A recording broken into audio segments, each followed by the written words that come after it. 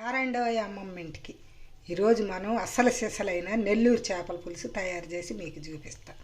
దీనికోసం చేప శుభ్రంగా 2 కేజీల చేప శుభ్రంగా కడుక్కొని తీసుకొచ్చాను క్లీన్ చేసి. ఇప్పుడు దీనిలోకని 1 టేబుల్ స్పూన్ ధనియాలు, 1 స్పూన్ జీలకర్ర, 1 స్పూను ఆవాలు మర్చిపోయి వేయించా, కొన్ని 1 అర స్పూను మెంతులు, ఇవన్నీ వేయించాను. ఈ చల్లగా కూడా అయిపోయినాయి. ఇప్పుడు వీటిని ముందు పొడి చేసుకోవాలి. 2 మీడియం సైజు టమాటాలు ముక్కలు కోసి దీన్ని ప్యూరీ చేద్దాం. ఇప్పుడు మనం చేపల పులుసు తాలింపుకి కేజీ కంట 100 నుంచి 150 గ్రాముల నూనె వేస్తారంట. నేనేను అది మొత్తం కలిసి కూడా 100 గ్రాములు ఉండదు. ఎందుకు అసలు ఆ నూనె ఎంత తక్కువ వేసినా కూడా పైకి వచ్చింది. దాన్ని వేడెక్కనిద్దాం. ఇప్పుడు దీనిలోకి 1 చిన్న స్పూన్ ఆవాలు, జీలకర్ర, కొన్ని మెంతులు ఇప్పుడు ఇవి ఆయిల్లో వేసేద్దాం.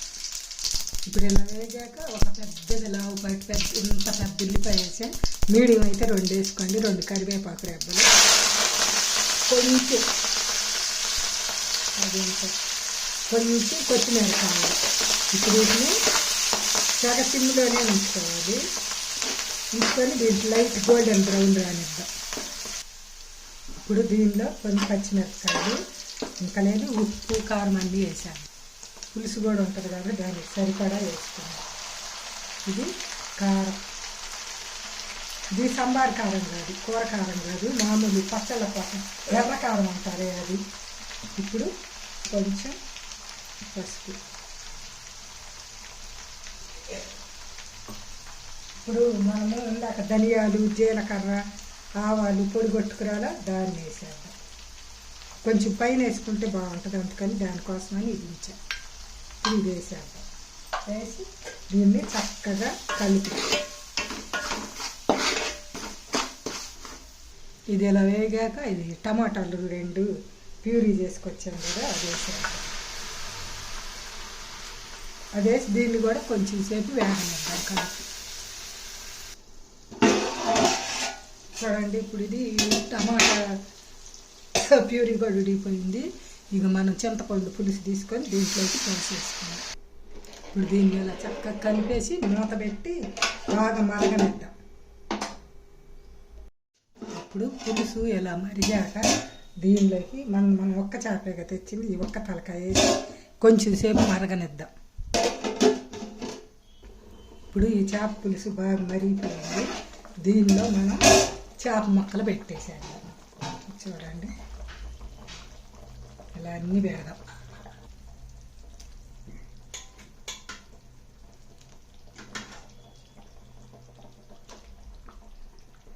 ఇప్పుడు చేప ముక్కలన్నీ ఇలా పెట్టాక ఒక్కసారి ఇట్ట కలిపి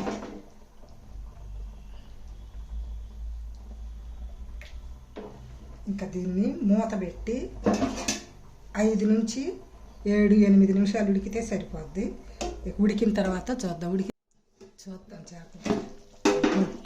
చూడండి ఎంత సూపర్గా చక్కగా ఉడికిపోయింది. గ్రేవీ కూడా చాలా చక్కగా వచ్చింది. చూడండి గ్రేవీ.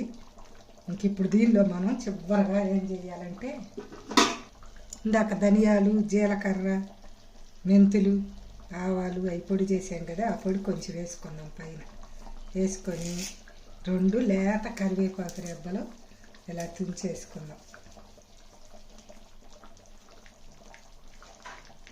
కొంచెం కొత్తిమీర కూడా వేద్దాం. వేసి 1 నిమిషం కలిపేసి కొంచెం ఎట్ట కలిపి 1 నిమిషం పొయ్యి మీద ఉంచేసి దించేద్దాం. ఇంకా